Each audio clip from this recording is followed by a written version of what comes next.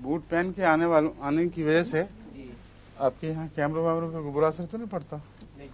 बिल्कुल ठीक है। अच्छा, जो कंप्यूटराइज चीज़ें हैं उन पे असर पड़ा करता है। बैठे चीज़ें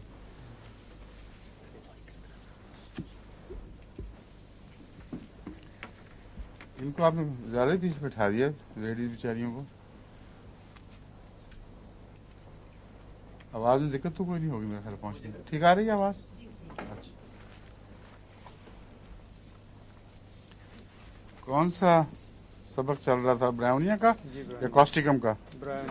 कॉस्टिकम मुकम्मल हो चुका है? नहीं जी, कॉस्टिकम अभी शुरू नहीं हुआ। शुरू भी नहीं हुआ? आप या मेरे साइडों पे ना बैठे, सामने आके बैठे, और मुझे यूं करके देखना पड़ेगा। जी बिल्कुल। बेशक कुर्सियों में बैठे लेकिन ज़रा पीछे सर सामने, बस ठीक है।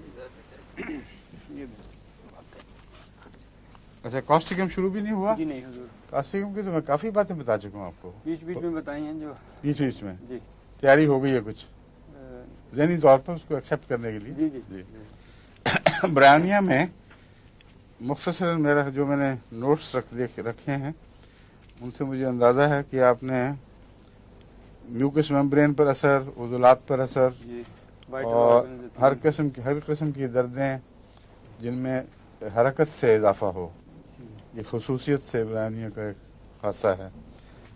और अमूमन म्यूकस मेम्ब्रेन्स खुश्क हो जाती हैं और पसीना भी अगर रुक जाए तो उससे तकलीफ़ें बढ़ जाती हैं, अगर पसीना जारी हो जाए तो फिर उससे आराम आता है। प्यास ब्राउनिया में बहुत ज़्यादा है, सवाए बाज़ सूरतों के, मसलन मुंह में ज़र्द छाले या मैदे पर अगर हो जाए इन्फ्लेमेशन, तो उस एक सूरत में प्यास इसकी कम हो जाती है। बाज़ दफ़ा इन्फ्लेमेशन से प्यास और ख्वाहिश बुझ जाती है, और बाज़ किस्म की इन्फ्लेमेशन ऐसी हैं जो अगर सेप्टिक हो जाएं तो उससे प्यास बहुत बढ़ जाती है या थोड़े थोड़े पानी की बार बार आती है। तो ब्राउनिया में ये उस खुसूसी हिस्से में मैंने देखा है कि वो हिस्सा ऐसा है जिसमें प्यास कम हो जाती है। और उसके अलावा बाज़ दफ़ा ब्राउनिया की दूसरी इलामतें पाई जाती हों और प्यास ना हो तो फिर भी मैंने देखा है तो काम कर जाता है। इसलिए 100% हर इलामत का पाया जाना ज़रूरी नहीं है, लेकिन प्यास की शिद्दत बहरहाल ब्राउनिया के किरदार का एक नुमाया हिस्सा है। दाईं तरफ का रुझान बहुत मारूफ है। ब्राउनिया जो इब्तदाई तलबा हैं वो भी चंद बातें ब्राउनिया की तो बिल्कुल अजबर कर लेते हैं। राइट साइडेडनेस, दाईं तरफ बीमारियों का रुझान, प्यास और खुश्की और कब्ज़। और ये कब्ज़ जो है ये असहाल और पेचिश में भी बदल जाती है। ये बात हो चुकी है पहले। जी, जी, जी। चिड़चिड़ा मिजाज होता है इसका भी, और इसमें नक्सवामी का और कैमोमिला भी चिड़चिड़े होते हैं बहुत। फ़र्क यह है ब्राउनिया में चिड़चिड़ा नहीं कहना चाहिए। मैंने जहाँ तक देखा है मरीज़ों को गौर से, उनके अंदर गुस्सा आ जाता है उनको ख़ास बीमारियों में। मसलन ब्राउनिया के मरीज़ अगर उसके लंग्स की बीमारियों में, नमूनिया में मुब्तला हों तो हरकत भी तकलीफ़ देती है इनको, यहाँ तक कि बोलने की हरकत भी बर्दाश्त नहीं करते। तो कोई आके इनको तंग करे, कोई इयादत करे तो उस पर एकदम टेम्पर रन करता है। ये खसूसियत से इसके अंदर पाई जाती है बात। कैमोमिला की बदतमीज़ी और गुस्सा जो है आम चीज़ है, उसके सारे किरदार पे फैला हुआ है, और ब्राउनिया का गुस्सा उसके किरदार का हिस्सा नहीं है। ये गलत है अगर ये कोई कहे कि ब्राउनिया के मिजाज में बदतमीज़ी और गुस्सा पाया जाता है। ब्राउनिया के मरीज़ मैंने देखे हैं बड़े सॉफ्ट और बाअखलाक, नरम मिजाज तो नहीं मगर दरमियाने मिजाज के, सिर्फ बाज़ तकलीफ़ों में उनका गुस्सा बढ़ता है। कैमोमिला का गुस्सा मैंने बताया है वो है ही गुस्सा बस, और वो बच्चा किसी हालत में भी हो वो बदअखलाक और एकदम गुस्सा वाला होगा। बाल मर्दों में भी ये आदत होती है, वो कहते हैं हम कंट्रोल नहीं कर सकते, एकदम गुस्सा आ जाता है। वैसे हुस्न सलूक करने वाले हैं, लेकिन ऐसे एक मरीज़ का मैंने कैमोमिला से मुसलसल इलाज किया था اور میں نے کہا تمہاری رپورٹ نہیں بیوی کی رپورٹ آئے گی تو مانوں گا. اس کے بعد بیوی آئی بہت خوش, اس نے کہا بہت فرق پڑ گیا. کہتے اب تو گھر کی زندگی بدل گئی ہے. تو جو مزاج کی باتیں ہیں ان میں مزاجی دوائیں خدا کے فضل سے تبدیلیاں پیدا کر دیتی ہیں, اور بعض بے اختیاریاں ہیں مزاج کی, اس میں مزاجی دوائیں استعمال ہونی چاہیے. آج کل ایک بحث چلی ہوئی ہے جینز, اور بہت سی بد عادات کو یہ جینز کی طرف منسوب کر رہے ہیں. کینیڈا جب میں گیا تھا تو وہاں ایک مشہور صحافی جو اس وقت ان کے کینیڈا کی چوٹی سے صحافیوں میں سے ہیں, وہ ملنے آئے, ٹام ہارپر. ان سے اس موضوع پر اچھی خاصی بحث ہوئی, لیکن وقت کم تھا اس لیے ہم نے باقی بات چکا رکھی آئندہ کے لیے. آج کل یہ گے موومنٹ چلی ہوئی ہے امریکہ میں, نہایت ہی خبیثانہ, اور عیسائی ہونے کے باوجود اس بحث میں آتے ہی نہیں کہ گمورا اور دوسری کون سی تھی صدوم کی بستیوں کو خدا نے برباد کیا. تو کیسے ممکن ہے کہ جین میں چیز ہو اور اللہ تعالیٰ سزا دے دے؟ یہ محض دھوکہ ہے. قرآن کریم واضح طور پر اعلان کرتا ہے کہ ہر بچہ دین فطرت پر پیدا ہوا ہے, اور فطرت کے خلاف اس کی جین میں کچھ نہیں ہو سکتا. عادات بن جاتی ہیں جس کو ہم سیکنڈ نیچر کہتے ہیں, اور اس سے بعد بے اختیاریاں پیدا ہو جاتی ہیں. وہ اگر جین ہوتی تو ہومیوپیتھک علاج سے اس کو ٹھیک نہیں ہونا چاہیے, لیکن کیونکہ جینیٹک سمبلز کو میرا نہیں خیال کہ ہومیوپیتھک تبدیل کر سکے. بعض دفعہ یہ محسوس ہوتا ہے, لیکن میں نے غور کیا ہے تو خیال یعنی آخری نتیجہ یہ نکالا ہے کہ ڈیپ سیٹڈ ہیبٹس جو گویا انسان پر قبضہ کر لیں اور یوں محسوس ہو کہ اس کی فطرت کی آواز ہے وہ ہٹ ہی نہیں سکتا, ان کو ہومیوپیتھی توڑ دیتی ہے. اور ایسی عادتوں میں ہومیوپیتھی کے سوا اور کوئی علاج دنیا میں معلوم نہیں ہے, کیونکہ کلیم ہی نہیں کرتے.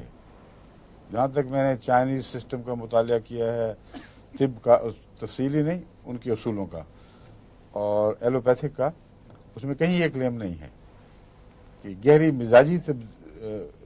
مزاجی رجحانات میں کوئی تبدیلیاں پیدا کر سکے. یہ کچھ اس کا اثر ہے جو گہری عادات کا, کچھ جسم کے اندر بعض ٹاکسنز پیدا ہو کر وہ بعض علامتیں پیدا کرتی ہیں. اگر ان کی جگہ کا معلوم ہو جائے کہ کہاں پیدا ہو رہی ہیں اور وہاں علاج ہو جائے تو اس سے بھی ٹھیک ہو سکتی ہیں. تو برائیونیا کی جو بدمزاجی ہے اس کو عموماً ہومیوپیتھ یعنی عموماً تو نہیں مگر بہت سے میں نے دیکھا کتابوں میں ذکر کر دیتے ہیں کہ کیموملا سے اور نکسوامیکا کے برابر ہے. یہ درست نہیں ہے. وہ خاص وقتوں میں خاص حالتوں میں ہوتی ہے, عموماً نہیں پائی جاتی.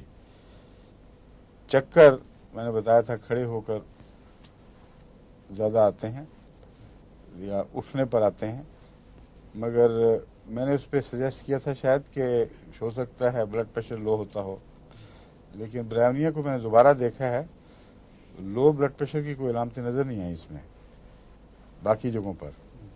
اس لیے غالباً اس کا حرکت سے تعلق ہے. جب بیٹھ کر مریض بیٹھا ہوا یا لیٹا ہوا ایک دم کھڑا ہوتا ہے تو دو طرح سے بلڈ پریشر گرتا ہے, یا تو خون جو ہے وہ ٹانگوں میں چلا جاتا ہے.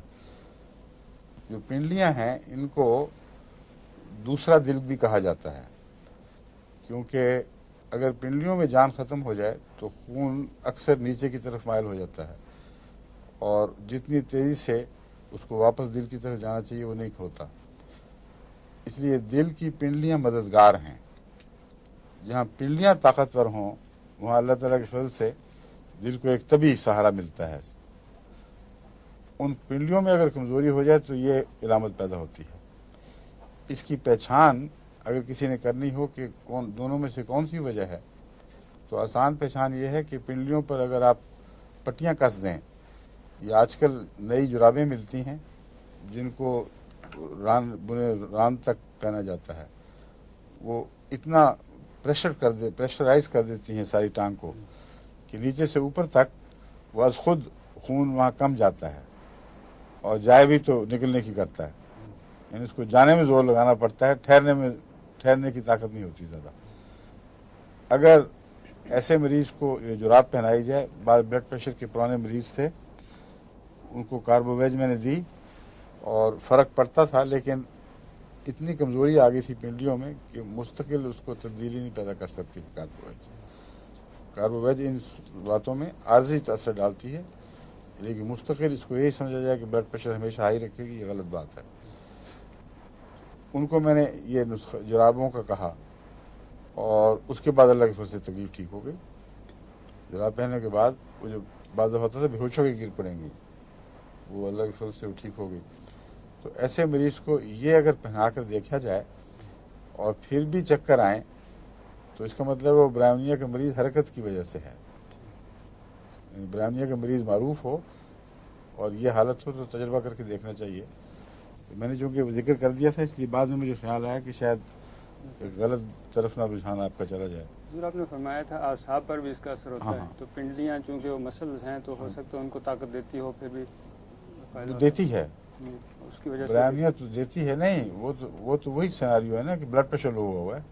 نہیں حضور, وہ پھر وہ جو خون کا دوران ہے وہ بہتر ہوتا ہوگا.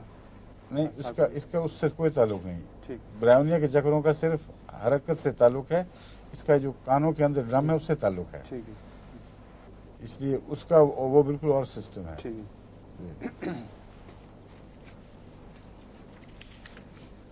اس میں سر درد عموماً گدی میں برائمنیا میں جا کے بیٹھتی ہے, بتایا تھا آپ کو. اور جو آنکھوں اور گدی دونوں میں بیٹھے اس کو کیا کہتے ہیں؟ کسی کو یاد ہے؟ خواتین کو یاد ہونا چاہیے. نہیں, وہ خواتین والی دوا ہے سیمیسیفیوجا, ایکٹیریسیموسا یا سیمیسیفیوجا, ایک ہی بات ہے. اس میں آنکھوں پہ بیٹھتی ہے اور پیچھے بیٹھتی ہے, اور جو پیچھے درد بیٹھتی ہے اس میں ایک اور دوا بھی بتائی تھی جلسی میں, آپ ٹھیک کہہ رہی ہیں. آگے اور پیچھے کی بحث نہیں, صرف پیچھے تھی, مگر ایک اور علامت بتائی تھی. وہ کیا تھی؟ نہیں, درد کی نوعیت میں یہ جو برائمنیا کی درد ہے یہ گدی میں پیچھے جا کے بیٹھتی ہے, لیکن جلسیمیم کی درد پیچھے سے شروع ہو کر کندھوں پر اور بازوؤں میں اترتی ہے, بیک پہ, ہاں گردن میں اترتی ہے. اس لیے وہ ایک جگہ نہیں ٹھہری رہتی, اس کی شاخیں آگے پھیل جاتی ہیں. اور بعض ایسی سر دردیں ہیں جو بعض دواؤں کے نتیجے میں ان کے رد عمل کے طور پر پیدا ہوتی ہیں. مثلا اگر آپ نکسوامی کا زیادہ دے دیں کسی کو تو اس کو بھی سر درد شروع ہو جائے گی, اور برائمنیا زیادہ دے دیں تو اس کو بھی سر درد اسی قسم کی ہوتی ہے. ان دونوں کا سر درد میں اینٹی ڈوٹ جلسیمیم ہے. آپ کو پتہ نہیں لگتا کہ کیوں ہو رہی ہے. ایک آدمی کو آپ نے نکسوامی کا دیا ہے بار بار, اور ویسے اس کو بہت فائدہ پہنچا ہے, لیکن معلوم ہوتا ہے بعض حصوں میں اوور ڈوز ہو گیا ہے, اس کی وجہ سے اعصابی درد ہوتی ہے وہ. اور اس کو ایک خوراک جلسیمیم 200 میں دے دیں, سونے سے پہلے بالکل آرام سے اٹھے گا, بالکل ہلکا پھلکا, کوئی درد کا نشان بھی نہیں رہتا. تو اس کو بھی آپ یاد رکھیں. میں نے پہلے بتایا تھا, نہیں بتایا شاید. اچھا, برائمنیا میں بتایا تھا ایک چیز عدل بدلنا جو ہے نا, یہ بہت سی دواؤں میں پایا جاتا ہے. اس کا عدل نہ بدلنا دو طرح سے ہے, یا اخراجات پسینے وغیرہ وہ رک جائیں تو تکلیفیں بڑھ جاتی ہیں, علاج کریں تو وہ اخراجات دوبارہ شروع ہو جاتے ہیں, میوکس میمبرینز بھیگ جاتی ہیں, جلد سے جو ہے نا پانی کا اخراج وغیرہ وہ عام شروع ہو جاتا ہے. دوسرا یہ ہے مینسز بند ہو جائیں, نوز بلیڈ شروع ہو جاتی ہے. تو یہ الٹ ہے, انٹرنل خشکی ہوئی ہے اور باہر چل پڑا ہے کچھ. تو اس نوز بلیڈ کے اوپر اگر مینسز کے دوران مینسز بند ہونے کے نتیجے میں ہو تو اس وقت آپ ان کو یہ دے کے دیکھیں, آپ کو بہت جلدی فائدہ محسوس ہوگا.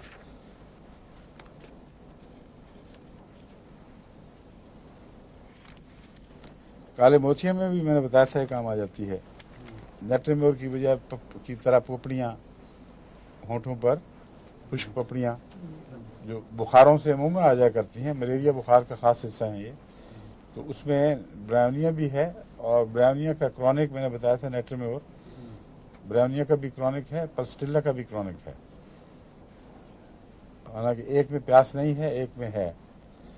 غم کے اثرات کا کرونک ہے نیٹرمیور، اور عام طور پر روزمرہ حرکت سے جو تکلیفیں پیدا ہوتی ہیں اس میں خشکی، جھلیوں کی چھینکیں وغیرہ، اس میں نیٹرمیور بہت اچھی دوا ہے، روزمرہ کے نزلوں میں بہت اچھی دوا ہے۔ لیکن برائیونیا جہاں ٹھہر جائے اس سے آگے جو دوائیں اس کو اٹھا کے لے جاتی ہیں ان میں ایک نیٹرمیور بھی ہے۔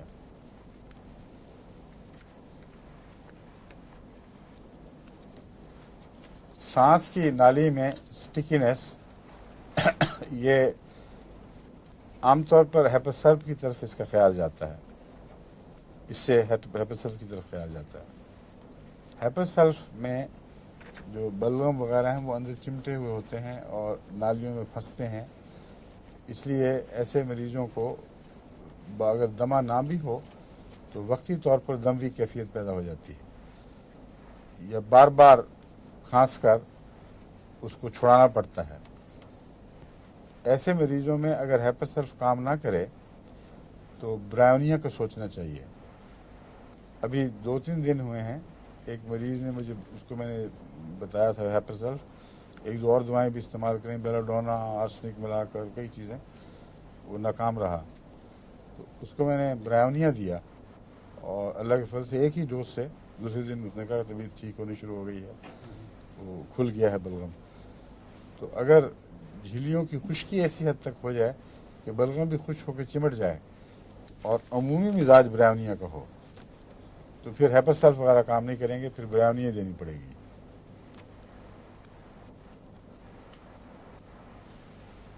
جگر کا کچھ حصہ سوجا ہوا ہوتا ہے، اگر پورا سوج جائے جگر تو وہ تو بہت بڑی ہوئی حالت ہوتی ہے، لیکن بعض حصوں کا سوجنا اس میں بیان کیا جاتا ہے۔ میرا تجربہ ہے کہ جگر کے اوپر اتنا اثر ہے اس کا کہ اگر سلفر کے ساتھ ملا کر دیا جائے تو ہیپاٹائٹس، بلکہ بعض کیسز میں یقینی طور پر ثابت شدہ کینسر بھی اللہ کے فضل سے ٹھیک ہو گئے ہیں۔ اس لیے برائیونیا معمولی دوا نہیں، بہت ہی اہم دوا ہے، لیکن سلفر کے ساتھ کمبینیشن کے ساتھ دینا پڑتا ہے، اکیلا برائیونیا کام نہیں کرتا۔ سلفر عموماً میں 30 میں دیتا ہوں جگر کے کیسز میں، اور برائیونیا 200 میں، ہفتے میں 2-3 دفعہ برائیونیا، اور سلفر روزانہ دن میں 3 دفعہ۔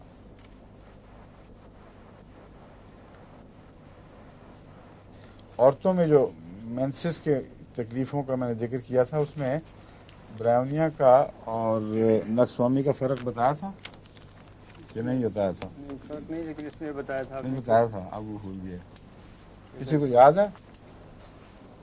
آپ بتائیں، پیر صاحب کو یادداشت کہتے ہیں بڑی تیز ہے کیا؟ دیر سے شروع ہوتے ہیں، دیر سے شروع ہو دیر تک رہتے ہیں، جلدی شروع ہو تو پھر نقص میں بھی اور برائیونیا میں بھی دونوں میں جلدی آنے کے رجحانات ہیں۔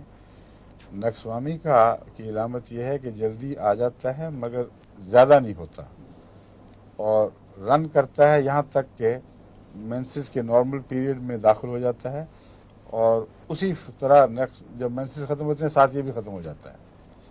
تو اس کا جو ایکسٹرا پارٹ ساتھ لگا ہوا ہے وہ مینسس سے پہلے آئے تو سارا فلو لمبا نظر آتا ہے، کیونکہ یہ ابھی ختم ہو رہا ہوتا ہے بیماری کا حصہ، تو نارمل مینسس شروع ہو جاتے ہیں۔ اور اگر یہ بعد میں آئے نکسوامی کا تو بعد کا منع مینسس رک ہی جائیں، نہ آئیں، تو پھر یہ پہلے آنے کی بجائے بعد میں آتا ہے، اور مینسس کی بجائے تھوڑے سے مینسس اس کے وقت گزرنے کے بعد دکھائی دیتے ہیں، لیکن زیادہ لمبا نہیں چلتا۔ تو اس لیے ڈاکٹر لکھتے ہیں پہلے آئے تو لمبا، بعد میں آئے تو مختصر، حالانکہ وہ مینسس کی بجائے آتا ہے۔ پھر برائیونیا میں یہ علامت ہے کہ پہلے جب آتا ہے تو بہت زیادہ ہوتا ہے، اتنا خون زیادہ ہو جاتا ہے کہ انیمک ہو جاتی ہیں ایسی عورتیں جن کو یہ بیماری ہو، اور خصوصی علامت یہ ہے کہ بستر سے قدم نیچے رکھا اور شراٹے شروع ہو جاتے ہیں خون کے. اس لیے سخت نقاہت، کمزوری، ہر وقت لیٹے رہنے کی مجبوری، یہ اس کی خاص علامتیں اس لیے فوراً پہچانی جاتی ہیں. اور بعض دفعہ جو کتابوں میں یہ لکھ دیتے ہیں کہ دونوں نقص میں بھی وقت سے پہلے اور زیادہ حالانکہ زیادہ دن ہونا چاہیے. وقت سے پہلے اور زیادہ سے برائیونیا کی علامت ہے، نقص کی نہیں ہے.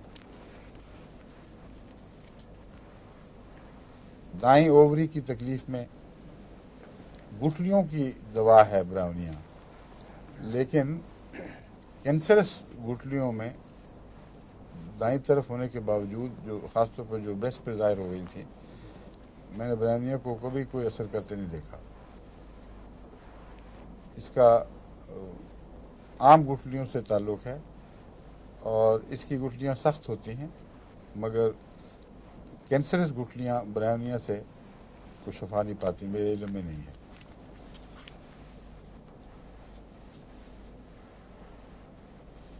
اس کے متعلق کہا جاتا ہے بلغم نمونیا وغیرہ میں اینٹ کے رنگ کی. اب باقی علامتیں موجود ہوتی ہیں اور ہومیوپیتھ انتظار کرتے رہتے ہیں کہ بلغم کا رنگ اینٹ کا ہو تو پھر دیں. یہ علامتوں کو نہ سمجھنے کی وجہ سے ہے. اس کے اندر چونکہ خشکی ہے اور میوکس میمبرینز کریک کرتی ہیں، اس لیے خون اس طرح سیپ کرتا ہے اس میں کہ بلغم کے اندر داخل ہو کر اس کا جز بن جاتا ہے. اور خون ملا ہوا بلغم جس میں الگ خون کے سپاٹس نہ ہوں، وہ اینٹ کے رنگ کا دکھائی دیتا ہے. اس لیے یہ اس کی علامت ہے، اور ضروری نہیں کہ یہ علامت ظاہر ہو. یہ بعض دفعہ ایڈوانس سٹیجز میں، عام طور پر نمونیا میں چونکہ زیادہ جلدی سے مریض کی حالت بگڑتی ہے، وہاں یہ دکھائی دیتی ہیں علامتیں. مگر روزمرہ کے بلغم میں اگر یہ رنگ ڈھونڈیں گے تو کہیں آپ کو دکھائی نہیں دے گا. برائیونیا کا رنگ بالکل نارمل ہوگا عام بلغم کا. اگر انفیکشن ساتھ ہو جائے تو سبز ہو جاتا ہے، اگر انفیکشن نہ ہو تو سفیدی مائل یا زردی مائل، ہلکی زردی مائل. سبز رنگ کا بلغم جہاں بتایا جاتا ہے وہاں یاد رکھنا چاہیے کہ جب بچوں کو نزلہ بگڑ جائے اور اس میں گہری انفیکشن ہو جائے، اس وقت سبزی آتی ہے. اور سبزی دراصل انفیکشن کی علامت ہے اور کوئی تمیز کرنے والی علامت نہیں ہے، وارن کرنے والی علامت ہے. اس لیے جو یہ کہتے ہیں فلاں میں سبزی ہوگی، یہ علامت ہے اس دوا کی، غلط کہتے ہیں. سبزی ایک اور چیز کی علامت ہے، ہر جگہ موجود ہوتی ہے. یہ بات اگر آپ غور سے نہ دیکھیں کہ کون سی کس چیز کی علامت ہے تو اس سے مٹیریل میڈیکل ہی بگڑ جاتے ہیں. اور لوگ سمجھتے نہیں کہ ایک چیز مزاج کا حصہ نہیں ہے، کوئی اور وجہ ہے. اس کی وجہ سے وہ، چونکہ بعض بیماریوں میں دیکھا گیا یہ ہوتا ہے، وہ آنکھیں بند کر کے مٹیریل میڈیکا میں اس بات کو داخل کر دیتے ہیں. اس کی ایک مثال کیمومیلا ہے، جس کی میں نے پہلے بھی دی تھی. کیمومیلا سخت غصے والی اور بدمزاجی والی دوائی، یہ اس کا خاص حصہ ہے. اور اس کی اصل وجہ اعصاب سے تعلق رکھتی ہے. کیمومیلا بے انتہا حساس بچوں اور بڑوں کی دوا ہے. اور حساس لوگ خواہ بدخلق بھی ہوں، اندرونی طور پر حساس ہوتے ہیں. بعض ان کا پتہ ہی نہیں لگتا کہ حساس ہیں. وہ پھرتے رہتے ہیں چپ کر کے گھر میں اور ایک دم غصہ پھوٹتا ہے، حالانکہ وہ اعصابی تناؤ جو ہے وہ شروع ہوا ہوتا ہے، بلڈ کر جاتا ہے. اور لوگ سمجھتے ہیں کہ ویسے ڈل ہیں، ان کو پتہ ہی نہیں، ہوش ہی نہیں کسی چیز کی. لیکن کیمومیلا کے مریض حساس ہوتا ہے، یہ ہے اصل بنیادی وجہ. اس کی وجہ سے اس کا غصہ ہوتا ہے بہت. کیمومیلا میں یہ خاص علامت ہے کہ گرمی سے آرام آتا ہے، اور یہ اس کا مزاج ہے. دانتوں کی تکلیف میں کیمومیلا بہت استعمال ہوتی ہے، اور وہاں یہ لکھا ہوتا ہے کہ کیمومیلا کے مزاج میں ہے کہ گرمی سے تکلیف بڑھتی ہے. اب یہ کنٹراڈکشن آ جاتی ہے. اگر مزاج یہ ہے کہ گرمی سے تکلیف کم ہوتی ہے، یعنی سکون ملتا ہے بیرونی چیزوں کو، تو گرمی سے بڑھتی کیوں ہے؟ میں یہ مثال آپ کے سامنے کھول کے دے رہا ہوں. آپ کو ہومیوپیتھ بننا ہے تو بہت باریک نظر سے दवाओं के मिजाज को समझना और उनके फ़लसफ़े को समझना चाहिए। वजह यह है कि दांत के दर्द में अमूमन नर्व्स सेंसिटिव हो जाती हैं, और कैमोमिला के नर्व हैं ही पहले सेंसिटिव, और सेंसिटिव नर्व्स को अगर वहाँ हीट पहुँचे तो शदीद तकलीफ़ होती है। और ये कैमोमिला का हिस्सा नहीं, ये असाब का एक मुस्तकिल एक मिजाज अपना है, असाबी मिजाज। उसको कैमोमिला की तरफ मंसूब करना ही गलत है। उसकी डिस्कशन ये होनी चाहिए कि दांत के दर्द में अमूमन असाब के अंदर तनाव पैदा हो जाता है और हिद्दत पैदा हो जाती है, और कोई गर्म चीज़ वो बर्दाश्त नहीं करते, इसलिए ठंडी चीज़ उनको फ़ायदा देती है। तो ये कैमोमिला के मिजाज का हिस्सा नहीं था, गलती से आ गया है। असाब के मिजाज का हिस्सा है। हर जगह जहाँ भी असाबी तकलीफ़ें होंगी, अगर वहाँ खुली नर्व्स हों तो वहाँ गर्मी शदीद तकलीफ़ पहुँचाती है। खुली हों अगर जिस्म के अंदर हों तो उनका और हिसाब हो जाता है, वो फिर जिस्म के अमूमी मिजाज के मुताबिक बिहेव करती हैं। इसलिए ये फ़र्क भी आपको याद रख लेना चाहिए कि दांतों के मामले में वो नर्व एंड्स नंगे हो जाते हैं, इसलिए मरीज़ के मिजाज को छोड़कर नर्व अपना मिजाज दिखाती हैं, और अगर वो छुपी हुई हो नर्व अंदर तो फिर मरीज़ का मिजाज ज़ाहिर करती हैं। इसलिए हर ऐसी नर्व जो ढकी हुई छुपी नॉर्मल कोर्स में चल रही है, उसमें कैमोमिला के मरीज़ हो तो उसको गर्मी से आराम आएगा। अगर नर्व नंगे होंगे तो वहाँ गर्मी से तकलीफ़ होगी। समझ गए बात? ये आपको इसलिए समझा रहा हूँ कि ये चीज़ें किताबों में नहीं मिलती इस तरह, इसलिए एमडी होम्योपैथ में चाहता हूँ ऐसे ज़हीन और वाज़ेह तौर पर देखने वाले हों मर्ज़ों को कि कोई कन्फ्यूजन दिमाग में बाकी न रहे, और जब मटीरियल मेडिका पढ़ें तो साथ साथ एनालाइज भी करना शुरू करें और देखें कि ये क्या वजह है, कोई तजाद है तो क्यों है।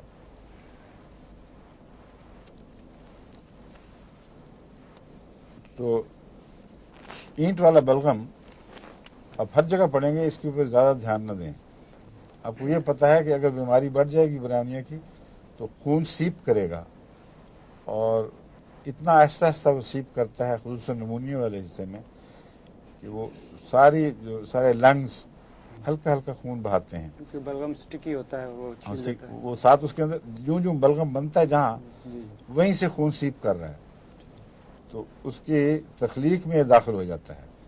इसलिए डॉक्टर ये नहीं पहचान सकता कि ये यहाँ खून है, यहाँ खून का एक स्पॉट है। बाज़ खून के मिलावट बलगमों में होती है, एक तरफ आप देखेंगे ना सुर्खी की एक लहर मौजूद है, कहीं वो स्याही का एक हिस्सा पाएंगे जमा हुआ खून का, वो और चीज़ है। ब्राउनिया में सीप करता है। सर्दी से गर्मी में तकलीफ बढ़ जाती है, सर्द से गर्म मौसम में आने से तकलीफ बढ़ती है। नमूनिया जो होता है वो गर्म सर्द होने के नतीजे में होता है, गर्मी से नहीं होता। ये भी इसीलिए मैंने बताया आपको, ये फ़र्क याद रखें। झटके मैंने बताए थे, इसमें बहुत पाए जाते हैं, याद है? दाएं तरफ झटके, दाईं तरफ झटके। और हेलिब्रस की मिसाल भी दी थी, हेलिब्रस नाइगर दाईं तरफ के झटकों की मशहूर दवा है, और ब्राउनिया को दबाने से आराम आएगा वहाँ, क्योंकि जिस करवट ब्राउनिया का मरीज़ लेटे उसको उस तरफ आराम आता है। इसलिए झटके भी अगर उस करवट मरीज़ को उल्टा दें तो उसको सुकून मिले तो वो ब्राउनिया है, और अगर बढ़ जाए सुकून ना मिले तो क्या होता है? सिमिसीफ्यूजा। सिमिसीफ्यूजा जिस तरफ लटाएंगे वहाँ झटके शुरू हो जाएंगे, उल्टा हिसाब है। तो सिमिसीफ्यूजा के झटके जो हैं उनका हरकत और सुकून से कोई ताल्लुक, यानी हरकत से कोई ताल्लुक नहीं, सुकून से बढ़ते हैं या दबाव से बढ़ते हैं, सुकून भी नहीं कहना चाहिए। दबाव करेंगे तो वो पल्सेट करनी शुरू हो जाएगी जगह, किसी और जगह भी मजबूती से आप उसको हाथ से पकड़ें तो थोड़ी देर के बाद वहाँ पट्टे फड़कने लग जाएंगे। तो दबाव है जो सिमिसीफ्यूजा बर्दाश्त नहीं करती, और उसके रद्द अमल के तौर पर असाब फड़कने लग जाते हैं। ब्राउनिया को आराम आएगा, और हेलिब्रस को عام طور پر اپوزٹ سائڈ میں جھٹکے لگتے ہیں. جس کروٹ لیٹا ہو اس سے اپوزٹ سائڈ پہ جھٹکے لگتے ہیں. ٹھیک ہے. جی جس کروٹ لیٹا ہو وہاں جھٹکے لگیں تو کیا ہے؟ فیوجن اپوزٹ سائڈ پہ جھٹکے لگیں ہیلیبرس. رائٹ سائڈ کو جھٹکے لگیں تو براونیا. مگر اگر اس کروٹ لٹا دیں تو آرام آنا شروع ہو جاتا ہے. یہ 3 بڑے واضح ہیں فرق. بچوں میں یہ بیماریاں پائی جاتی ہیں اور اس وقت بڑی مشکل پیش آتی ہے. شروع میں جب میں بچے دیکھتا تھا تو بڑی ذہنی کوفت ہوتی ہے. اس سے پوچھے آدمی کیا ہو رہا ہے, کیوں ہو رہا ہے. لیکن بعض ایسی علامتیں ہیں جن کو آپ ذہن نشین کر لیں تو 2 3 4 حالتوں میں سے کوئی ایک ضرور مل جائے گی. اس کو تھوڑا سا الٹیں پلٹیں تو آپ کو سمجھ آ جائے گی. بغیر کچھ پوچھے آپ صحیح تشخیص کر سکتے ہیں. برائیونیا میں میں نے بتایا تھا آہستہ آہستہ آنے والے مرض ہیں جو بڑھتے جاتے ہیں. مگر جو حاد امراض ہیں نمونیا وغیرہ ان میں اس کی آہستگی سے یہ مراد نہیں کہ 4-5 دن لگتے ہیں. برائیونیا کو صبح اگر سردی لگی ہے تو شام تک اس کے اثر ظاہر ہونے شروع ہوتے ہیں. دوسرے دن صبح تک پورا مریض جکڑا جاتا ہے. مگر ایک اور مطلب ہے آہستہ کا. اس میں برائیونیا کے جوڑوں کی دردیں, اس کی اعصابی تکلیفیں جن کے اندر بعض زہریلے مادے بیٹھ چکے ہوتے ہیں, یہ جو حصہ ہے اس کا لمبا عرصہ ہوتا ہے کافی. یعنی 1 سال 2 سال 4 سال میں برائیونیا کا مریض بگڑتے بگڑتے کرونک بن جاتا ہے. اس لیے کہ وہ مرضیں ہی ایسی ہیں. اس لیے ان مرضوں کے مطابق اس کا مزاج, آہستگی کا جو مزاج ہے وہ لمبے عرصے تک پھیل جاتا ہے. جو امراض فوری نوعیت کی ہیں ان میں بھی برائیونیا کا آہستگی کا مزاج ان کے حملے کو سست کر دیتا ہے. لیکن ایکونائٹ ہو تو ادھر سردی لگی ادھر ایک دم بیماری بھڑک اٹھی. بیلاڈونا ادھر سردی لگی یا تکلیف ہوئی ادھر بیماری بھڑک اٹھی. تو یہ فرق ہے برائیونیا اور ایکونائٹ اور بیلاڈونا کے مزاج میں.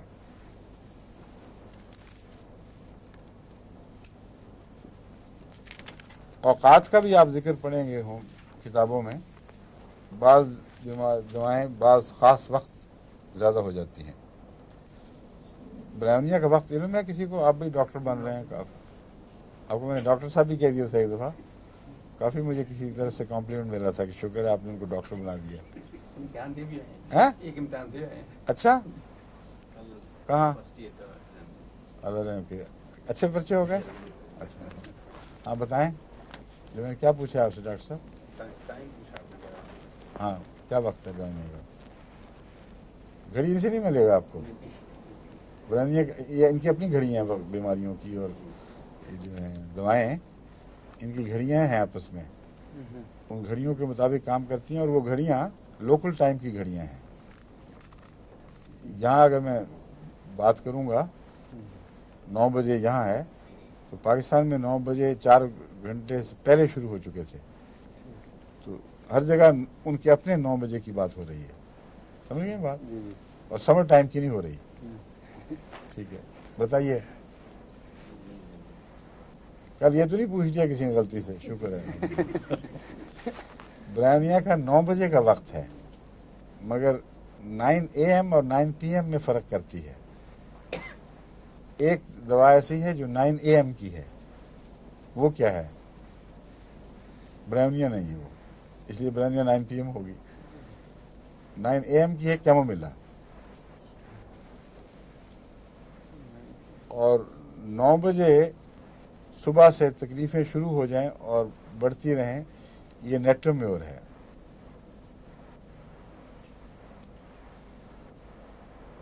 عجیب عجیب طرح ان کے باریک فرق ہیں جو دوسری طبوں میں اس لیے نہیں ملتے کہ پروونگ کا سسٹم نہیں ہے نا وہاں. یہاں جب پروونگ کی گئی بڑی باریک تو بہت سے مریضوں نے جو حساس اور ذہین تھے انہوں نے بات چیزیں نوٹ کی تو یہ حیرت انگیز باتیں ظاہر ہوئیں کہ بیماریوں کا بھی اوقات سے تعلق ہے اور بعض دواؤں کا بھی اوقات سے تعلق ہے. یعنی ان اوقات میں ان دواؤں سے تعلق رکھنے والی مرضیں بڑھتی ہیں تو آپس میں پھر ملا دیتے ہیں ان کو. تو 9 بجے شام کو رات کو برائیونیا کی تکلیف بڑھتی ہے. اور پھر it runs into the night.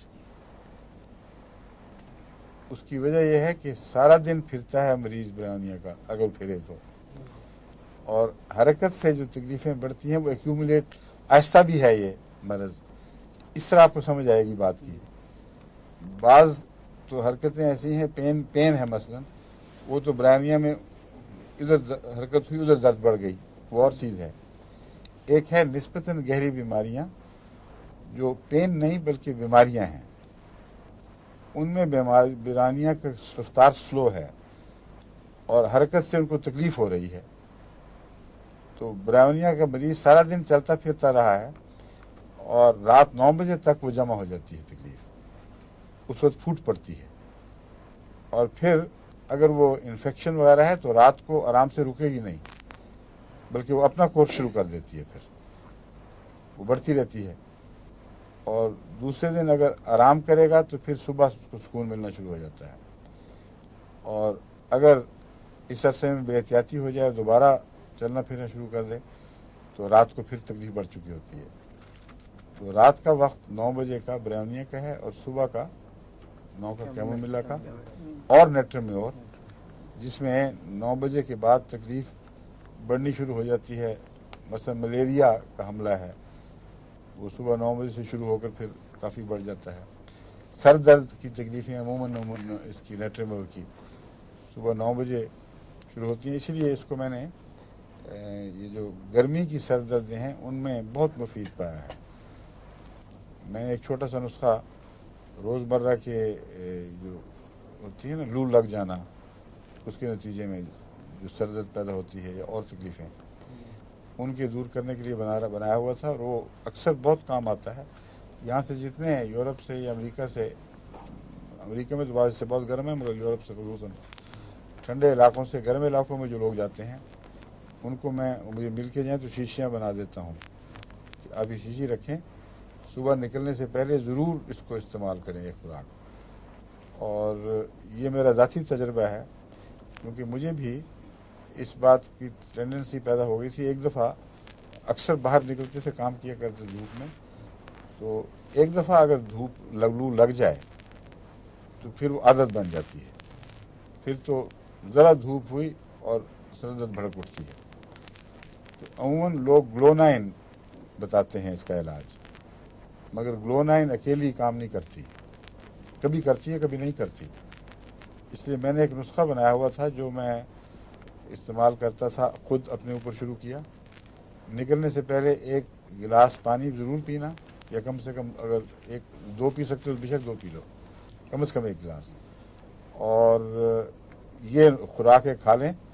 پھر اللہ کے فضل سے شکار پہ ہم دھوپ میں پھرتے تھے، کچھ بھی نہیں پتہ لگتا تھا، لیکن جب نہیں کھاتا تھا تو ہوتی تھی. یہ میں یہ بتا رہا ہوں کہ اس کا کوئی وہم سے یا کسی اور وجہ سے تعلق نہیں، یقیناً اثر ہے اس کا. جو مریض یہاں کے انگلستان کے لوگ گئے ہیں پاکستان، ان کو میں نے یہ دوائی دی تھی، انہوں نے واپس آ کے بتایا کہ کوئی تکلیف نہیں ہوئی دھوپ سے. حج پہ بھی بعض لوگ جاتے رہے ہیں، ان کو میں دیتا رہا ہوں. تو اس لیے یاد رکھیں، نسخہ ہے گلونائن، نیٹرمیور 30، یہ 2.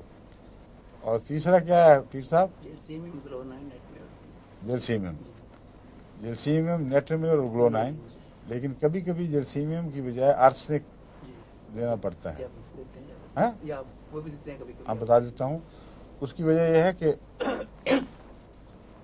آرسنک کا اگر مریض کا مزاج مجھے پتہ ہو، سینسٹیو اور خاص آرسنک سے ملتا جلتا ہے، تو اس کو پھر میں جلسیمیم کی بجائے آرسنک ملا دیتا ہوں، اور اس سے خدا کے فضل سے وہی کام کرتی ہے. آرسنک کا بھی اعصاب پر بڑا اثر ہے، جلسیمیم کا بھی ہے. تو نارمل کورس میں جلسیمیم، گلونائن اور نیٹرمیور، 3 دوائیں ہیں. 30 میں ملا کے 30 میں GLONOIN. گلونائن وہ دوا ہے جو ہوتا ہے نا، اس کا پاؤڈر بم سے اڑانے والا، کیا کہتے ہیں اس کو؟ TNT، TNT، ٹرائنائٹروگلیسرین، ٹرائنائٹروگلیسرین. ٹرائنائٹروٹولوین، TNT. TNT मगर ग्लिसरॉल ट्राइनाइट्रेट। ट्राइनाइट्रेट और ग्लिसरीन होता है जी ये, जी जी, ग्लिसरॉल वो ट्राइनाइट्रेट। हमने बनाया हुआ जुबान के नीचे। लेबॉर्ट्री में। जी। ट्राइनाइट्रेट ऑफ ग्लिसरीन, ये ग्लोनाइन गालबन वही चीज़ है, क्योंकि इसके असरात जो हैं वो भी अंदर धमाके वाले हैं। इसकी दर्दें शदीद धमाका रखती हैं और एकदम भड़क उठती हैं, और धूप से इसका ताल्लुक है, इसलिए इसमें बारूदी मिजाज पाया जाता है। तो ग्लोनाइन को इसीलिए ख़ास तौर पर लू लगने की दवा कहते हैं, मगर बेहतर यह है कि लू लगने से रोकने के लिए इनको इस्तेमाल किया जाए। अगर एक दफ़ा लग जाए और क्रॉनिक हो जाए तो फिर ना ग्लोनाइन काम करती है, या ना नेट्रोमेव, ना जलसीमियम, ना आर्सेनिक। क्रॉनिक लू लगने को का एक बिल्कुल और ये उनकी एक दवा है, नेट्रम कार्ब, सोडियम कार्बोनेट, आम सादा जो है सोडियम कार्बोनेट, ये क्रॉनिक लू में काम आता है। और बाज़ दफ़ा जब ये दवाएं काम नहीं करती, इंसान हैरान है कि क्यों ये तकलीफ़ बढ़ रही है। उसमें नेट्रम कार्ब की तरफ एक और इलामत भी इशारा करती है। इसका नज़ला पीछे केरा जिसको कहते हैं ना, नाक से पीछे केरा गिरने लग जाता है नेट्रोम्योर में, नेट्रम कार्ब में। नेट्रोम्योर का नज़ला आया और गया, शदीद तकलीफ़ पहुंचाई, और जब गायब हो गया तो छोड़ दिया। नेट्रम कार्ब का नज़ला ज़िद्दी है और आके बैठ रहता है, और जिसको आम लोग पंजाबी में केरा गिरना कहते हैं। बाद मेरे पास मरीज़ मुझे केरा गिरता है, वो केरे की दवा नेट्रम कार्ब है, और वो भी उसमें भी एक मुस्तकिल बीमारी है जो धीमी धीमी रहती है। इसलिए वो सर दर्द जो धूप से शुरू हुई हो और उसका कुछ हिस्सा बाकी रह जाए, उसके लिए नेट्रम कार्ब दवा है। लिंगरिंग हेडेक है ये, ऐसे मरीज को फिर कभी सुकून नहीं मिलता, हमेशा जिस हालत में भी है एक लिंगरिंग पेन मौजूद होती है, उसके लिए नेट्रम कार्ब है। शिद्दत की दर्दों के लिए नहीं है, ना शिद्दत के नज़ले की है। इसकी एक और अजीब इलामत यह है कि नाक की जो चोंच है वो सुर्ख हो जाती है, वहाँ सुर्खी का स्पॉट पड़ता है, तो उसका भी नेट्रम से ताल्लुक है, नेट्रम कार्ब से ताल्लुक है। लेकिन अभी मैं ब्रायोनिया बताना है आपको। जी।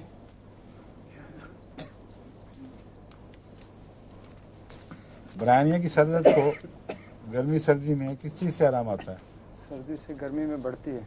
हाँ, लेकिन आराम किससे आएगा? ठंड से, फिर ठंडक से, हाँ दबाने से भी, लेकिन ठंड से, दबाने से, झटके वाले दबाने से नहीं आराम आता, उसको और बढ़ जाता है। बाद हम जब बचपन में हमें दबाया करती थी ना औरतें, तो बाद यूं करके दबाती हैं, उसे इतनी तकलीफ बढ़ती थी। हमारे यहाँ होती थी एक फातिमा जट्टी, पुरानी मोहम्मद खातून, जो सारे कादियाँ में मशहूर थी। उनके काम ही ये था बेचारी का कि हर जगह खिदमत करना। बहुत नेक बीबी, दुआ गो, या नमाजें शुरू कर देती थी जाके, या दबाने लग जाती थी, और जिसकी शामत आती थी उसको दबाने लग जाती थी, यूँ मारती थी हाथ में। और बाज़ दबाते हैं हाथ पकड़ के आहिस्ता आहिस्ता यूँ सिर को यूँ थाम के। ब्रायोनिया का जो मरीज़ है उसको सर थाम के हल्का दबाव डालना चाहिए, जिससे ट्रिगर स्क्वीज़ किया जाता है ना बगैर झटके के। अच्छा निशाना अगर लेना हो तो यूँ मारेंगे आप तो वो हिल जाएगा। जैसा सलीम ने शुक्र है अब आदत छोड़ी है बड़ी मुश्किल से, और ईसा साहब ने अभी भी नहीं छोड़ी। वो कैमरा जब दबाते हैं ट्रिगर आप यूँ कर देते हैं साथ, ज़रूर दबा हिलते हैं साथ, उससे उनकी तस्वीरें अक्सर हिल जाती हैं। उनको सही तरह समझाया कि उसको कोई ख़ास जोर नहीं लगता, कि आराम से उंगली यूँ हल्के से दबाया करें।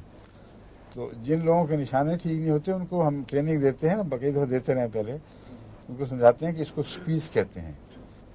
उंगली को हिलाओ ही ना, हाथ स्क्वीज़ करोगे तो थोड़ी सी उंगली आएगी, और उससे बग़ैर बंदूक हिले ठीक निशाने पर सीध जाती है।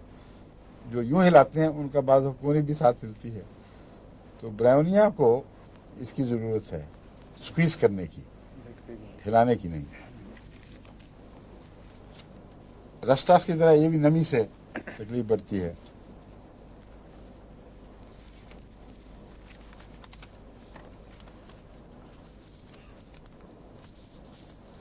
इसकी सर दर्द का बाज़ दफ़ा कब्ज़ से ताल्लुक़ होता है और बाज़ दफ़ा सर दर्द के साथ नक्सीर फूटती है, जिसका मतलब ये है कि अंदर कोई से कोई अखराज बंद हुए हैं, गालबन कब्ज़ या और कुछ खुश्कियों की वजह से कुछ अखराजात बंद हुए हैं, जिसकी वजह से सिर दर्द शुरू हुई है। तो नक्सीर फूटने से फिर आराम आता है इसको, लेकिन नक्सीर खुद एक बीमारी है, इसलिए यह नक्सीर बता देगी आपको कि अंदरूनी दबाव है कोई, उसकी तरफ तवज्जो करनी चाहिए। इसके गाउट के एक ख़राबी ये है कि आमतौर पर गाउट जो हैं वो किसी जगह मुंतकिल होते हैं।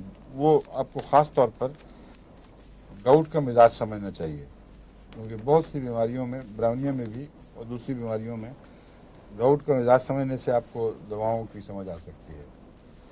गाउट जिस्मों में, जोड़ों में बैठता है, अगर वहाँ टकोर से फ़ायदा हो तो ये खून में फिर हरकत करके और बहुत से झिल्लियों को नुकसान पहुँचा देता है और दिल के ऊपर खुसूसियत से हमला करता है। तो बाज़ दफ़ा गाउट या गाउट, हम आम उर्दू में जब गाउट कहते हैं तो उसमें वजह, मुफासिल वगैरह सब चीज़ें शामिल हैं। टिपिकल अंग्रेज़ी टर्म गाउट नहीं, बल्कि रोमेटिक पेन्स सब आ जाती हैं। तो रोमेटिक पेन्स की बात कर रहा हूँ जिसमें गाउट भी शामिल है। अगर जोड़ों में कोई ऐसा मादा बैठा हो जो एसिडिक या क्रोसिव क्वालिटीज रखता है, यानी खाने वाला और उसको जैसा तेज़ाब असर करता है, घोल देता है एक चीज़ को, अगर उन मादों की वजह से मसलन यूरिक एसिड है और कई ऐसे हैं जिनके क्रिस्टल्स बन जाते हैं, अंदर बैठ जाते हैं, उस सूरत में ये जो मादे रिलीज़ होते हैं खून में, ये चूँकि ज़रूरी नहीं कि पसीने और पेशाब से निकलें, इसलिए ऐसी दवाओं में जहाँ, ऐसे बीमारों में जहाँ पसीने की भी तकलीफ़ हो और पेशाब में भी कमज़ोरी हो, वहाँ ये ख़तरनाक नतीजे भी पैदा कर सकते हैं और दिल की झिल्लियों को खा जाते हैं। जैसा जंग लग जाता है ना किसी चीज़ को, या तेज़ाब खा जाता है, इस तरह उसका असर है। बाज़ असाब, यानी इनको जोड़ों की दर्दों में कोई फासिद मादे नहीं हैं, बल्कि एलर्जिक फिनोमिनॉन है। उसके नतीजे में खून रश करता है वहाँ और सुर्ख खून के खुलिये मिल के आपस में जुड़ के वहाँ बैठना शुरू हो जाते हैं। जो खून के सुर्ख खुलिये वहाँ बैठते हैं, उनके नतीजे में और किस्म का गाउट या वजह मुफासिल पैदा होता है। उसका इन तेज़ाबी चीज़ों से कोई ताल्लुक़ नहीं। उनको अगर आप यूरिया कम करने की, यूरिक एसिड कम करने की दवाई देंगे, कोई फ़र्क नहीं पड़ेगा।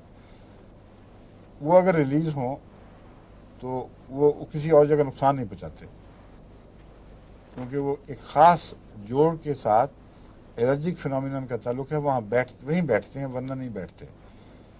तो उसमें मुझे अगर आपको ऐसे ज़राए हासिल ना हो, जिससे आजकल मॉडर्न ज़राए हैं, कि पता कर सकें कि है क्या, तो दवाओं के असरात और उनके रद्द-ए-अमल से आपके लिए बीमारियों की तशख़ीस बहुत आसान हो जाती है। इसलिए अगर मरीज़ को लोकल टकोर वगैरह से आराम आए और जोड़ हल्के हो जाएं, या किसी ऐसी दवा से आराम आए और जोड़ हल्के हो जाएं, और आपकी ख्वाहिशों के पिछाने की बात क्या थी, तो दो तरह से पिछानी जाती है, तीन तरह से। अगर पेशाब ज़्यादा हुआ है, पसीना बड़ा है, तो पता चलेगा कि है ये जहरीले मादे थे, एसिड टाइप के, वो रिलीज़ हो गए हैं, इसलिए आराम आ गया है। अगर दिल की तकलीफ़ बढ़ गई है तो फ़ौरन वो दवा रोक देनी चाहिए जिससे आराम आया है, और कोई और दवा ऐसी ढूंढनी पड़ेगी जो बैक वक्त खारिज भी करती है और हिलाती भी है। जिस तरह एक जगह तिलछट बैठ जाती है, उसको हिलाएं तो फिर वो तैरने लग जाती है, تو بعض دوائیں صرف وہ چمچے کا کام دیتی ہیں، بعض دوائیں ہیں جو ہلاتی بھی ہیں اور باہر بھی نکالتی ہیں، تو اصل وہ دوائیں ہیں۔ اور دل کو خاص طور پر واچ کرنا چاہیے، دل پہ برا اثر نہیں پڑنا چاہیے۔ تیسری وہ قسم ہے کہ نہ پیشاب زیادہ بڑھا، نہ دل پہ کوئی اثر ہوا اور ریلیف ہوا۔ ایسی صورت بالعموم میرا اندازہ ہے، کیونکہ میں نے ٹیسٹ کروا کے تو نہیں دیکھا، لیکن لاجک یہ بتاتی ہے کہ الرجی سے تعلق رکھتے ہیں، اور اس میں الرجک فنومینا کی دوائیں جو ہیں جن کا عام الرجی، اب لفظ عام ہو گیا اردو میں بھی، اس کا کوئی متبادل لفظ تو نہیں ہے، نہیں اردو میں ہے کوئی الرجی کا؟ الرجی استعمال کرتے الرجی ہاں۔ تو الرجیز کا جو فنومینا ہے وہ تو بہت ہی وسیع اور پھیلا ہوا ہے، اس کی دوا سوچنی چاہیے، جس کا مطلب یہ ہے کہ ایسے مریض کے مزاج کو باریکی سے دیکھنا چاہیے، اور اگر آپ معلوم کر لیں مزاج کی جو اندرونی خاکیں ہیں، کیونکہ وقتی طور پر بعض تکلیفوں سے ایک مزاج بدخلقی کی طرف بھی مائل ہو جاتا ہے، ضروری نہیں کہ وہ حصہ ہو، تو اگر اس کے نارمل حالات کا مزاج آپ کسی طرح سمجھ سکیں، اس لیے بعض دفعہ ڈاکٹر مرض کے آغاز سے پہلے کی باتیں پوچھتے ہیں، اور میں نے بھی کئی دفعہ مجبوراً یہ کیا ہے، کیونکہ اندازہ ہو جاتا ہے کہ مرض نے کافی تبدیلیاں پیدا کی ہیں۔ جب تک اس کی یادداشت سے فائدہ نہیں اٹھائیں گے، مریض کی یادداشت سے پرانی باتوں کی طرف نہیں جائیں گے، اس وقت تک اس کی اصل کیفیت ظاہر نہیں ہو سکتی۔ تو الرجی کا مزاج جو ہے اس کو پہچاننے کے لیے یہاں تو آج کل تو ٹیسٹ ہے نا بے شمار کھانے کے، اس کو گندم کی الرجی، اس کو فلاں چیز کی الرجی، اس کو فلاں چیز کی الرجی، اور ان الرجیوں میں پڑھ کے بڑی مصیبت پڑ جاتی ہے۔ لیکن آپ کو ہر مریض کے ساتھ وقت لگا کر اس کی یادداشت سے فائدہ اٹھا کر پتہ کرنا چاہیے کہ بیماری کا آغاز کیسے ہوا تھا، اور اس کی پھر جو الرجی پیدا ہو اس کو آپ سمجھ جائیں گے کہ اصل دوا اس وقت کیا تھی۔ مثلا مجھے اپنا پتہ ہے کہ مجھے کھانے کی چیزوں میں سے جو تیل میں چیزیں پکی ہوں، کسی قسم کے تیل میں یا دیسی گھی میں، ان سے کوئی تکلیف نہیں ہوتی، لیکن جہاں ڈالڈا آیا وہ یا مارجرین، اور مارجرین کی ہر قسم نہیں، بعض قسمیں، ان سے تو لازماً گلا پکڑا جاتا ہے۔ اس لیے بعض دفعہ میں نے کئی دفعہ سمجھایا بھی ہے کہ لوگ شوق میں آ کے کھانا پکا کے لے آتے ہیں، اب مشکل یہ ہے کہ اب ان کو نہ کھاؤ تو تب دل آزاری، اور پوچھ گچھ شروع کر دو تو حیران ہوں گے کہ یہ کیا ہو رہا ہے، تو بڑی مشکل پڑتی ہے۔ ایک دفعہ جرمنی میں کسی نے اسی طرح زبردستی کھانا پہنچا دیا، اور ایسی سخت الرجی ہوئی، پھر میں نے پتہ کروایا تسلی کی خاطر، تو پتہ لگا کہ وہ اسی بناوٹی گھی میں پکا ہوا تھا، یعنی مارجرین میں۔ ان کی یہاں کوئی عام بات ہے، بالکل کوئی فرق نہیں پڑتا۔ تو اس پر میں نے جب مزید سوچا تو پتہ چلا کہ وہ کیمیکلز ہیں جو اس کو ہائیڈروجن ڈالتے ہیں، ایک تو اس کو کیگولیٹ کرنے کے لیے، اور لیکوڈ تیل کو جمانے کے لیے، فیٹ منجمد فیٹ میں تبدیل کرنے کے لیے، وہ ویسے ہی مضر چیز ہے، وہ کولیسٹرول وغیرہ کے لیے اچھی چیز نہیں ہے۔ دوسرے کچھ کیمیکلز ڈالتے ہیں صفائی کے لیے، تو غالباً صفائی والی جو کیمیکلز ہیں وہ رہ جاتی ہیں کچھ نہ کچھ، کیونکہ اس لیے میں کہہ رہا ہوں کہ ایک پاکستان میں ہوتا تھی تلو گھی، اس سے مجھے نقصان نہیں ہوتا تھا، اور کیونکہ تلو گھی ہلکا سا ڈھیلا ہوتا تھا بناسپتی ڈالڈا دوسری قسموں سے، اس میں ہلکا سا تیل کا مادہ سا نظر آتا تھا، جھلک نظر آتی تھی، اور فوراً پگھلتا تھا، تو اس سے مجھے خیال آیا کہ وہ کیمیکل اتنی زیادہ نہیں ڈالتے اس میں، اور وہ صاف ہو جاتی ہیں۔ کیمیکلس ڈال کے پھر اس کو صفائی کرتے ہیں، اور پوری صفائی اگر زیادہ انہوں نے جمانا ہو تو زیادہ کیمیکل ڈال دیتے ہیں، اور جو صفائی کرنی ہے وہ پوری ہو نہیں سکتی، تو ان کیمیکلز کے رد عمل میں بعض دفعہ الرجی ہو جاتی ہے۔ اب یہ آپ کو مثال اس لیے دی ہے کہ گہرا تجزیہ اور غور کر کے ان تجربوں کو مد نظر رکھ کر اب وجہ تک پہنچیں تو پھر علاج زیادہ آسان ہو جاتا ہے. گلے میں میری خرابی میں اور میرے ایسڈ میں اورنج بہت مضر ہوا کرتا تھا، لیکن وٹامن سی نہیں. اس لیے یہ خیال کہ کھٹاس ہے یہ غلط ہے. اور اس میں نے دیکھا کہ امرود جتنا مرضی کھاؤں کبھی کوئی تکلیف نہیں ہوئی، لیکن اورنج پہلے میں بہت زیادہ کھایا کرتا تھا. باغ تھا نا، اس لیے وہاں جا کے ہر قسم کے تھوڑے کھٹے میٹھے جو چیز آتا ہے. بعد میں 40 سے 50 پیاس لگی ہو نا، جب سردیوں میں بھی بعض بہت پیاس بھٹکتی ہے، اور یہ جو موسم بدلیں جب یہ پک رہے ہوتے ہیں، یہ کینو خاص طور پر اچھے ہو جاتے ہیں. اس زمانے میں مجھے یاد 30-40 بھی کھا جاتا تھا درختوں سے توڑ کے. اور ایک دفعہ ایسا بریک ڈاؤن ہوا کہ اس کے بعد ایک پھانک بھی برداشت نہیں. تو اورنج برداشت نہیں کر سکتا، لیکن اس کا کھٹاس سے تعلق نہیں، کیونکہ وٹامن سی میں وہی ترشی ہے جو اورنج کے اندر پائی جاتی ہے، اور امرود میں وہی وٹامن سی ہے جو اورنج میں پائی جاتی ہے. بلکہ لوگوں کو عموماً علم نہیں، پر ویٹ امرود میں زیادہ ہے بنسبت اورنج کے. سب سے زیادہ رچ پھل وٹامن سی میں بعض چھوٹی بیریز کو چھوڑ کر یہ امرود ہے. امرود کی وٹامن سی پیک ہوئی ہے بہت سافٹ چھوٹے چھوٹے سیلز کے اندر، اور وہ سافٹ ہیں، تو اس سافٹنس کی وجہ سے جو اس کے گودے کا حصہ ہے وہ نقصان نہیں پہنچاتی. دوسری بات، جیسا کہ میں نے بیان کیا، وٹامن سی میں نے براہ راست کھانی شروع کی تو اس سے کوئی نقصان نہیں ہوا. اور پھر میں نے اورنج کی بنی ہوئی استعمال کی، اورنج ہی سے بناتے ہیں، اس سے بھی کوئی نقصان نہیں ہوا. اور اس دوران اورنج کھایا تو ہوا. تو اس کا مطلب یہ ہے کہ اورنج کے اندر جو کچھ اور بہت سے ہلکے چھوٹے چھوٹے مادے موجود ہیں، جو ریئر چیزیں ہیں، جو اورنج کے اپنی ذات کا حصہ ہیں، ان میں سے کوئی تکلیف پہنچاتی ہے. تو ایسی صورت میں ہمیں ان دواؤں کے ہومیوپیتھک ٹیسٹ کرنے چاہیے، یعنی پروونگ وغیرہ. دوائیں نہیں، ان زہروں کے یا ان خوراک کی ان چیزوں کے، اور ان کو استعمال کر کے دیکھنا چاہیے. جرمنی سے جو رپورٹیں مل رہی ہیں، بڑی کثرت کے ساتھ وہاں ڈاکٹر ان کو ویٹ کی الرجی بتاتے ہیں. حالانکہ ساری عمر ویٹ کھانے والے لوگ ہیں، یہ ہو ہی نہیں سکتا، خلاف عقل بات ہے. اور بے دھڑک ان کے ٹیسٹ کرتے ہیں کہ ویٹ کی الرجی. سب کے بیچاروں کے، بچوں بڑوں کے، ان کے کھانے خراب کیے ہوئے، ان کو روٹی کے بغیر مزہ ہی نہیں آتا، اور روٹی بند. میرا خیال ہے یہ جو مختلف گندموں کے لیے مختلف کھادیں استعمال ہوتی ہیں اور بعض انسیکٹیسائڈ استعمال ہوتے ہیں، ان کا جائزہ لینا چاہیے. اور میں نے ان کو بعض مریضوں کو لکھا تھا کہ ہیلتھ سٹور سے ویٹ لیں جس پہ کوئی کھاد استعمال نہ کی ہو، پھر کھائیں، پھر مجھے بتائیں. اس لیے کوئی بعید نہیں کہ ان کے جو کیمیکلز کے بچے کھچے اثرات ہیں وہ ویٹ پہ ہوں.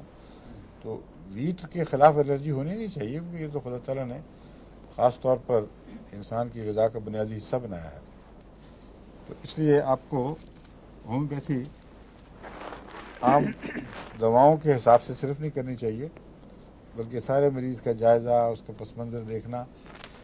یہ وقت طلب ہے، لیکن اگر آپ کو عادت پڑ جائے کسی ایک مریض پر ایک دفعہ غور کرنے کی، تو وہ جو آپ کی یادداشت کا حصہ بن جائے گا، وہ رفتہ رفتہ بلڈ ہونا شروع ہو جاتا ہے، یہاں تک کہ آپ کے دماغ میں 20 یا بعض دفعہ سینکڑوں مریضوں کے عادات، ان کی ادائیں، ان کے چہروں کے اثرات، آنکھوں کے اثرات اس طرح نقش ہو جاتے ہیں کہ آپ دیکھتے ہی کہتے ہیں تمہیں یہ تکلیف ہے. بعض کہتے ہیں آپ نے اتنی جلدی کس طرح کر لیا فیصلہ. وہ جلد بازی نہیں، وہ بہت لمبی محنت اور آہستہ رفتار سے دماغ پر ان اثرات کو نقش کرنے کے نتیجے میں جو چیز پیدا ہوئی ہے وہ پھر انسانی مہارت بن جاتی ہے. اور مہارت کو وقت نہیں چاہیے، وہ خود بخود ایک دم وقت کے اوپر سامنے آ جاتی ہے. تو مریضوں کی پہچان آپ کی بڑھے گی اور وقت کم لگے گا، شروع میں زیادہ لیکن کم. لیکن شروع میں جس طرح میں بتا رہا ہوں اس طرح آپ لگائیں وقت تو دلچسپ بہت ہے. اور بوریت نہیں ہے اس میں، اور جب آپ صحیح نقطہ پکڑ لیں تو بڑا لطف آتا ہے، اور پھر اس کو دوبارہ استعمال کر کے دیکھیں تو تقویت پیدا ہوتی ہے ذہن میں کہ ہاں یہ ٹھیک ہے۔ تو اس طریق پر آپ مریضوں پر بھی غور کریں، بیماریوں کے مزاج پر، دواؤں کے مزاج پر غور کریں، ان کی بنیادی صفات کو مد نظر رکھیں، اور جہاں ٹکراتی ہیں وہ صفات بعض دوسری سے ان پر غور کریں، ورنہ آپ کو بعض دفعہ سمجھ نہیں آئے گی کیا کرنا ہے کیا نہیں کرنا، جیسا کہ برہمنیہ کا میں نے بتایا تھا۔ 1 منٹ رہ گیا۔ دائیں طرف سے بائیں طرف کی حرکت جو ہے یہ چیلیڈونیم میں بھی پائی جاتی ہے، اور چیلیڈونیم بھی چوٹی کی جگر کی دوا ہے۔ اس میں زرد رنگ جو جگر سے جو زردی پیدا ہو جاتی ہے وہ بلغم میں بھی نمایاں ہو جاتی ہے اس کے۔ چیلیڈونیم اور برائیونیا میں ایک ایسا فرق ہے جو آپ کو اکثر چیلیڈونیم کو جگر کے معاملات میں برائیونیا سے الگ کرنے میں مدد دے گا۔ چیلیڈونیم کی جگر کی دردیں پیچھے کی طرف کمر کی طرف نکلتی ہیں، جس طرح پتے کی دردیں پیچھے کمر میں جاتی ہیں، اس طرح چیلیڈونیم کا پتے سے بھی تعلق ہے، جگر سے بھی تعلق ہے، اور حرکت سے بڑھتی ہے تکلیف، اور عموماً کچھ علامتیں اس کی برائیونیا سے ملتی جلتی ہیں، اس لیے آپ اس کو فوراً محسوس کر لیں گے۔ اگر درد پیچھے جا کے بیک پہ جاتی ہے جو برائیونیا کی عادت نہیں ہے، یہ کالی کارب میں ملے گی ملے گا درد کا پیچھے جانا، مگر وہ اس میں دل کی درد کا پیچھے جانا زیادہ نمایاں ہے، جگر کی درد کا پیچھے جانا کالی کارب میں نہیں پایا جاتا۔ یہ چیلیڈونیم کا حصہ ہے۔ اب وقت ہو گیا، باقی پھر سے انشاءاللہ۔ السلام علیکم۔